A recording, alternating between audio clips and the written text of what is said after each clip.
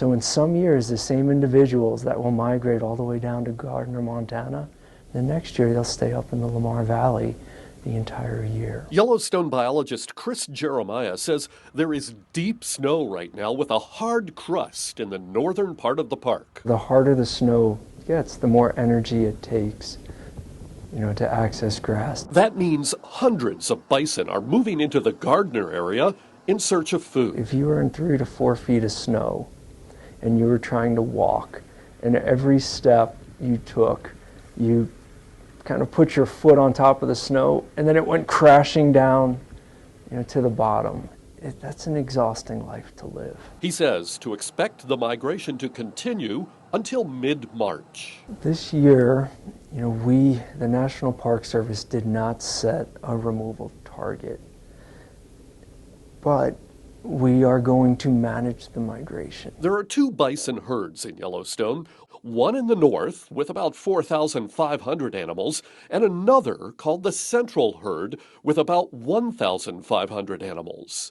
It occupies the interior of the park from Old Faithful all the way up to Mammoth. As bison move out of the park, there can be trouble. Buffalo on highways, buffalo on private land where people don't want them, buffalo getting out of the conservation area and potentially transmitting brucellosis to livestock. Managing bison in Yellowstone is as much about managing people as it is about managing the animals. Every part of this program takes intense coordination with the state of Montana, with the part of USDA that manages diseases, the Animal and Plant Health Inspection Service, the tribes that we're working with, and the park. To keep bison from posing a problem outside the park, state hunters and tribal hunters harvest the animals.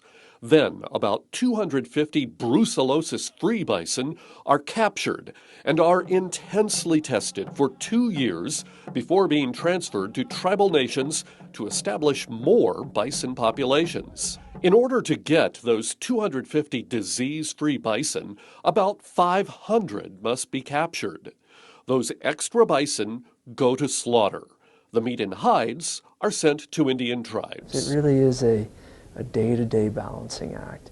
And we are doing everything possible to not leave anybody behind, to listen to all of the different stakeholders with bison. And we also ask everybody to recognize that life's always changing. The environment's always changing.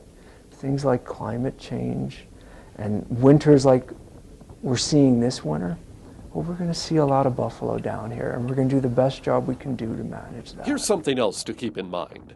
Jeremiah tells me the northern part of Yellowstone can support up to 6,000 bison, while the central part of the park could support up to 5,000.